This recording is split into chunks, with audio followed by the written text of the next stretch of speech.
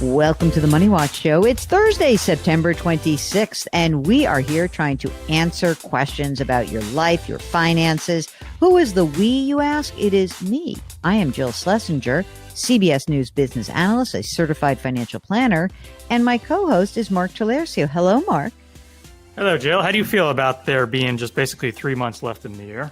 I feel good about it. It's going to be a crazy 3 months, but I do feel good. I feel like 24 has been a very interesting year. And I'm, of course, as I come to the end of September, Mark, that means that wedding bonanza continues in October. Just 2 more out of my 6 to go for October. You've got 2 more in October? Yeah, I didn't tell you that. Yeah, I got one that is in the New York metropolitan area, and then another one that is in Washington, D.C. So I have now 2/3 of the way through the wedding year of 2024, and I'm hopeful that all of my friends' children will now really seriously consider eloping. That would be great. And I mean, it's been fun, but it's a lot. Anyway, Mark, you are also a certified financial planner. And I'm wondering, is this your year to do your continuing education or not? No, I thought it was, and I logged in recently to check in on that, but it turns out I am not due until next year, so good for me. Good for you is right. I might get ahead of the game a little bit. I always say I'm going to do that, but I never do. But I'm going to try. I'm going to log in since you did, and maybe I can find something out.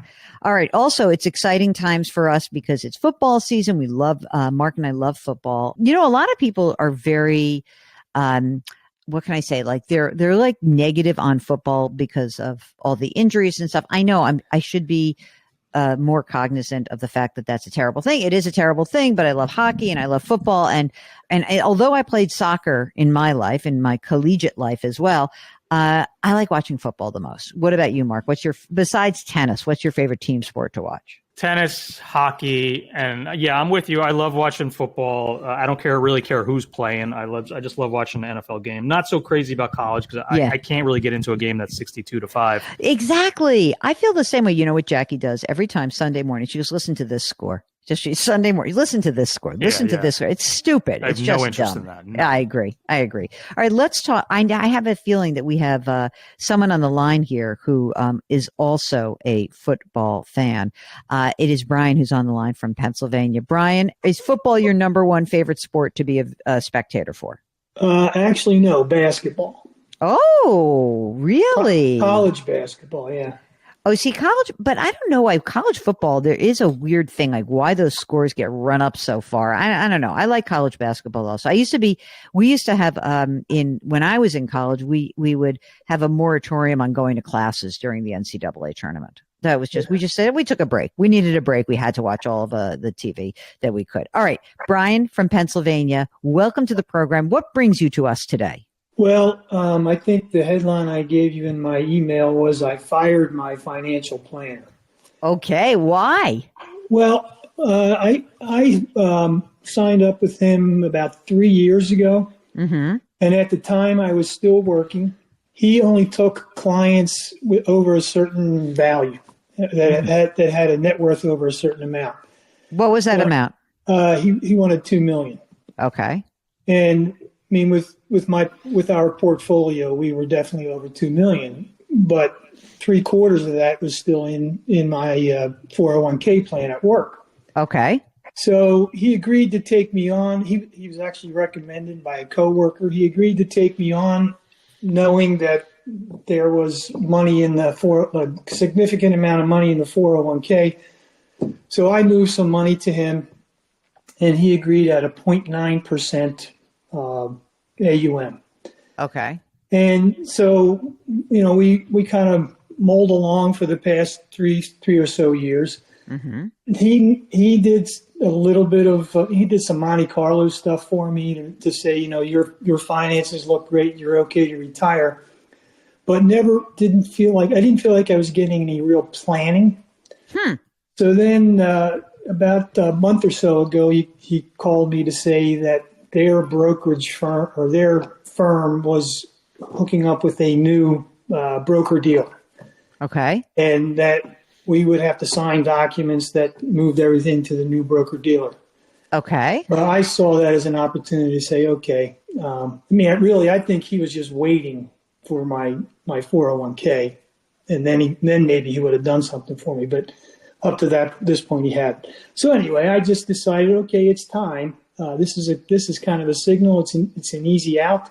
Yeah. So I just told him we're going to bring the money back under our own management and see how we do from there. So that's what we did. Okay. And what did he try to fight to keep you, or how did it? No, I think weird. I think he expected it because I retired the end of April, and didn't really hear much from him. I was expecting him to say, "Hey, when are you going to move your 401k?" Yeah, exactly. Like get on it. Yeah, and so those questions never really came. So I think he expected that this was a good, clean break. Nice guy. I have nothing against him. I just didn't feel like I was getting my money's worth. So yeah. And also it's kind of hard. We've talked about this on the show and all of our programs, that it's really hard to justify, even if it's 0.9 or 1%, it's hard to justify just paying for straight up money management versus financial planning. Like, maybe you would have been like, sure, I'd love to pay for more financial planning, but like for just money management, I don't know. It seems like it seems like a lot, right? So when you left him, what happened next? So I decided, I keep saying it's really a we decided to move the money that we had with the financial planner to Fidelity. Okay. I've heard of them. I'm sure you have. In fact, I've heard of them on the show. So over it's probably taken me a couple, 3 weeks here to move that money to Fidelity, have most of it there. There's still some straggling. The other thing, I had as an aside, I have a health savings account, and Fidelity has a health savings account option. So that's one of the reasons I picked them. I could pull everything under one custodian and not have to worry about looking at several different people. So that was one of the reasons I moved it. How much money did you move to Fidelity total? $500,000 from the financial planner. Yep. And then about $44,000 from the health savings account. Okay. And then what about your 401k? Has that moved yet or not? No, that's still with my company. I'm still doing, even though I retired, I do some project work for them. Mm-hmm. So I still get some benefits. I can still contribute to the 401k. They still match, when I put money in there. So I kind of haven't done anything with that yet, but down the road, I will move it for sure. Okay. And so what is the core issue that you're facing right now? Why'd you get in touch with us? Well, I just was looking for some direction now that we're going it alone on how to allocate funds. One of the things I didn't like about the financial planner was he had us in 14 different funds. Oof. And it was just, to me, it was starting to get too overwhelming. And I was trying to push to consolidate, maybe get rid of some stuff. And, they had this is the portfolio, you took a risk tolerance, and this is the portfolio we put you in. And so that's one of the things I want to do. I want to kind of whittle down because I transferred everything over in kind. Yeah. And so now I can do what I want to try and figure out what's the best allocation and funds to be in. In your sort of looking forward, is your idea that you're going to manage this with index funds, exchange traded funds? Do you have some experience with either, both? What would you prefer? I have some experience with index funds. I do not have any ETF. Okay. But from my understanding, an ETF acts like a mutual fund, except it's traded on a daily basis. You got it. Exactly right. Exactly. But you're not a risk to be one of these guys who's like, I'm going to trade every day. No, no. Okay. I got you. Yeah. All right, good. So how old are you? I'm 65. How old is wife? 63. And is she working still? My wife is still working part-time. She makes roughly $15,000 a year. And your like project work for the old company, how much do you earn for that? I think it'll average about $1,000 a month. Okay, so that's great. And then, so beyond the 500 grand, you've already moved to Fidelity, and beyond the HSA, how much money is in the retirement account, your old retirement, your 401k? The existing 401k on the traditional side, I have a little bit over $1.5 million. Wow. And then on the Roth side, we have 95,000. Okay, great.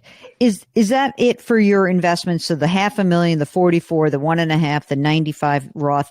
Anything else that you've got floating around? We had started buying American funds back in 2000, and so we've accumulated. So that's in a separate brokerage. It's not even in Fidelity, but that's about 245.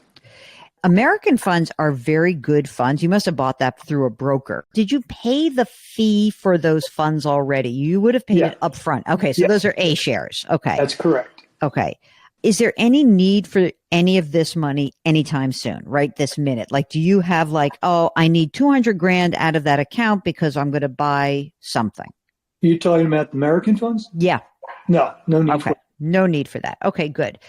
So you got the brokerage, the Roth, the 401k, the HSA, the money that came over from Fidelity, and any other assets that you guys own, rental properties, anything No rental properties. We have in our savings and checking, we have about 25 grand. We have a CD that's 32 grand that's coming due in November. Mm-hmm.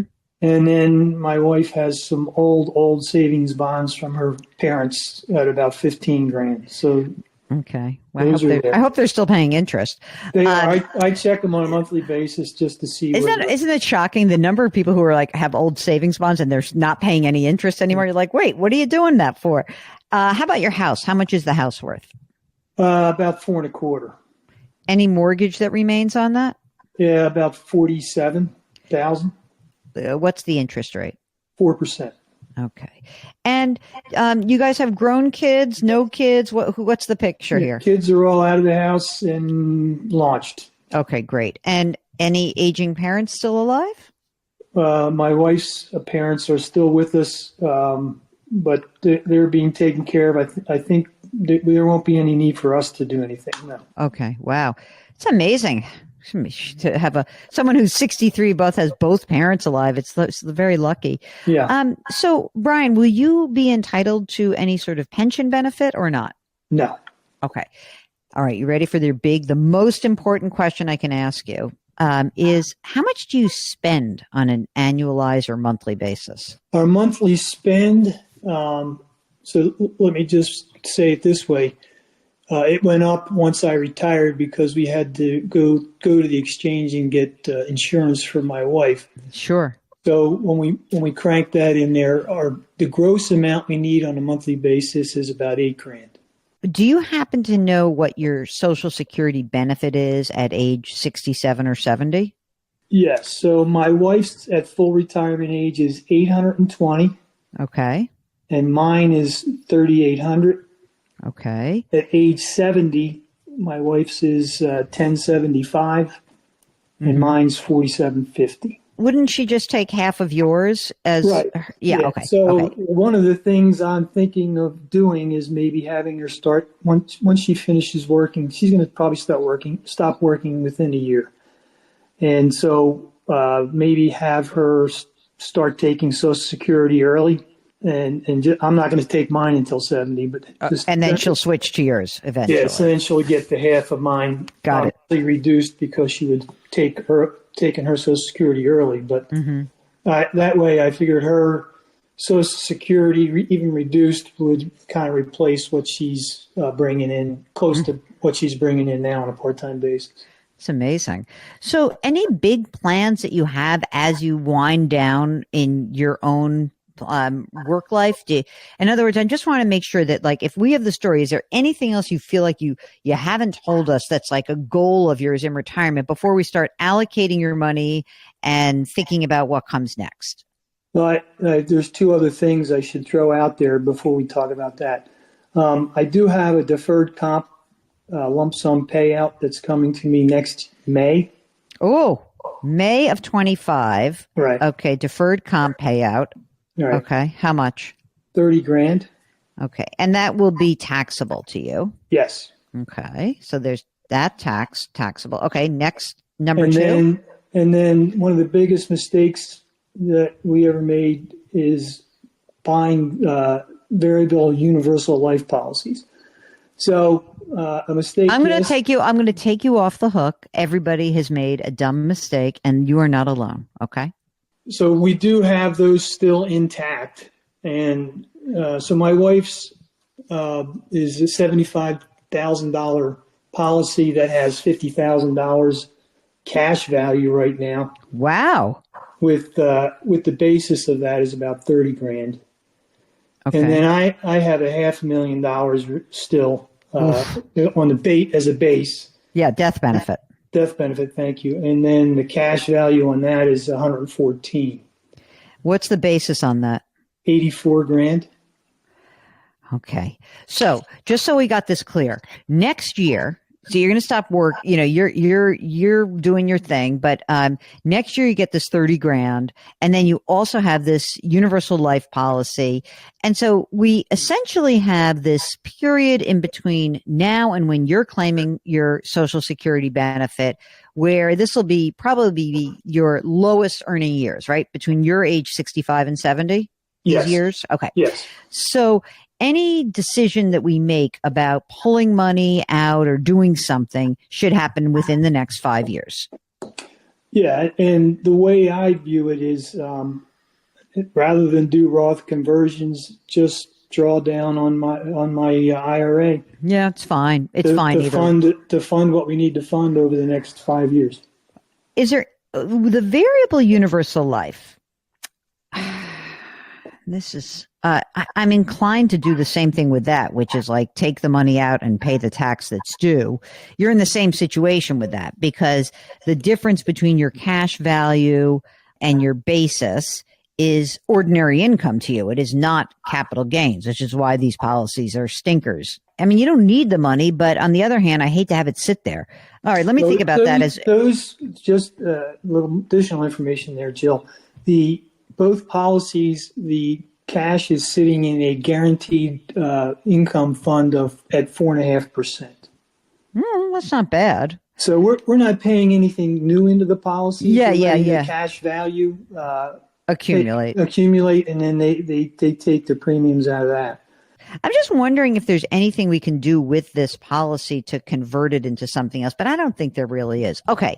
Mark Talercio, I've talked too much. Are you satisfied with all the information we have? Any other questions you need to ask our friend Brian and PA? No, I think ultimately they're going to be okay. There's just a little shortfall between now and when they start getting Social Security. So here's the thing: where are we funding that shortfall fund from? Because we need $8,000 a month, right? You said gross. You meant gross, right? Not net. Yes, that's okay. A gross number. Net 64, 60. I always take 20% of that as my net. So I mean, like we can take the money out of the variable universal life. We can take money out of the brokerage account. We can start pulling money out of the 401k account. I mean, the bigger issue for me is when RMDs kick in. Yeah. I think it's 73. If I don't start doing something now, my traditional IRA, if you add the two together, what's that Fidelity and what it's at in the 401k? I mean, that'll be over $2 million in 7 years. So here's a question: there's like a funny thing that's possible here. You could pull money out so that you pull.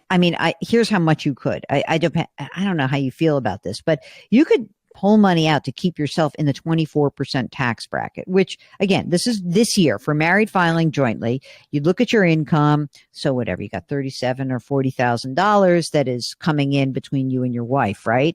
And then you could pull out up to $384,000 and just take the money and pay the tax that's due. You could do that every year. The alternative, if you want to kind of clean things up a little bit, then you can take the money as these things come due and, use that to live on. But I like the idea of pulling the money out of the retirement accounts and starting to pay the taxes on it. Look, we got to see what's going to happen beyond this year and next year, because we know that there's going to be some change. I'm not sure that change is going to impact you, regardless of the election outcome. In other words, I don't think that all of a sudden what you would want to do is always stay under about $400,000 would be what I think is sort of the capstone of like where rates are going to change for folks. I think it's fine to take the money out. If you're going to do that, right? I think there's a couple of different parts of this as well. One is that, you know, you got to take the money out. You got to put the money to work. We still have to allocate your money, but I am inclined to have the money come out. If the variable life policies, let's just leave them aside for a second. Your CD is going to come due. You're going to have money in savings. So you're going to have this, you know, $50,000, $60,000 that you have in savings. You probably keep that. Are you interested in trying to sell some of these American funds and paying the capital gains tax or not? It's pretty significant. It sounded like, because it was an old, you guys charitably inclined at all or not? Yeah. But not at this point. I mean, I think as we move down the road, and just do me a favor. If you're going to be charitably inclined, a couple of things, use those American funds, gift those to charity. If you're like, oh, I love my church, talk to them and say, we want to gift you shares in our American funds. Use that for your gifting. Okay. Whatever charitable gifting you're doing, do that. So then we're going to take money out of your retirement account. We stay in the 24% bracket. I think you'll be good with that. Now, Mark, how do you want to allocate this money? Because you want to do a little quick risk tolerance with Brian. I'll let you take control of that. Yeah. What's your risk tolerance, Brian? I think I'm middle of the road. Right now, I think the allocation is something like 63 or 4% is in stocks, 20% in bonds, and then I have a pretty heavy cash allocation only because we're going into retirement. That way I can pull from cash and not have to sell something in a down market. I just wanted cash available. So. Yeah, I would be, no more than 60-40, maybe 50-50. Always have at least 2 years worth of your expenses, in a safe position. Yeah, that's kind of what I have. 2 years. All right. Are you ready to give him the allocation though, Mark? You doing it? No, I mean, if he wants to use individual index funds or if he just wants to use a single balanced fund from Fidelity, I mean, those options are out there. No, I want to do individual index funds. Just do like a stock market, a bond market, an international stock market. That's it. I mean, you could do a little. I think Fidelity has a pretty decent commodities fund if you want to add in a few percentage there. But otherwise, not much more than that. I mean, really, I don't think it makes a ton of sense for you to get nutty with all of this. One of the things that you should think about with Fidelity, and this is a plug for them, they are sponsors of our podcast. They do planning of Social Security claiming strategies. And they also do a lot of planning on work with people whose lives are changing, right? So if you want, you should reach out to them. They have resources. They have resources for Medicare planning. They have resources for Social Security planning. You're going to have a ton of money there. Don't forget, they have a lot of things that are available to you. Okay. Do you guys have your estate documents? We do. We do. Yes. I feel like Brian is in great shape. I really do. There's nothing bad that's going to happen here. You're good. You're going to be good. Anything else on your end, Brian? No. Well, so the variable policies, you're saying we should or should not cash them in? Look, I hate paying for something I don't need. Okay. I know that you have money in these that's locked in here, even if it's in the fixed account, which is okay. It's fine. I would rather just take the money out and get rid of them because there's still costs involved in it. And so how long have you had them? Long time? Since 2000. I guess that I would probably get rid of them and pay the tax that's due. Just keep an eye on that because remember, the gain, the difference between the basis and the cash value is taxable to you. Right. So I'd get it out of there and get rid of them. Okay. I just sort of feel like cleaning up some of these bits and pieces, it's better going forward not to have this stuff. It really is. Now watch. Don't drop dead tomorrow and make me regret that advice, okay? Well, I'll do it little by little. I think one of the things I thought I would do is definitely cash my wife's in. Yeah. there's some extenuating circumstances that I want to keep mine intact for now. Okay. All right. Well, then do that. Yeah. And then, and again, if you're in terrible health or something bad is going on, then okay, keep it. It's cheap to keep it. It's not costing you. Again, you're not putting new money in, but, you can wait to see. But you're in very good shape, Brian, and you've done a very good job of saving and investing. And I think that it's always interesting to hear when people, when you talk about, like, I fired my advisor, it's hard to do, but I think that in your case, it didn't sound like so difficult, and it sounded like both sides kind of expected that was how it was going to roll. So good for you. Congratulations. And thanks for getting in touch with us. Okay. So listen, if you're like Brian and his wife and you're in this very cool off ramp into retirement, still working part-time and doing some other consolidating work in your overall financial life, give us a holler. Go to JillOnMoney.com, click the contact us button, write us a note. If you want to join us live, check that box. Mark will do everything else. Hey, while you are on the website, please check out our free weekly newsletter. Comes out every single Friday. Mark does a great job with that. We also have a blog. We've got resources. We've got links to all the stuff that we do. So it's all living on our JillOnMoney.com website, where Mark Tolares, who is the king of that web. He is the web king, as a matter of fact. He is the co-host and executive producer of this program. We are distributed by Paramount Global. We drop our episodes on Tuesdays and Thursdays. Put your hands metaphorically on someone's back. Change your work, change your wealth, change your life. Thank you for listening. We'll talk to you next week.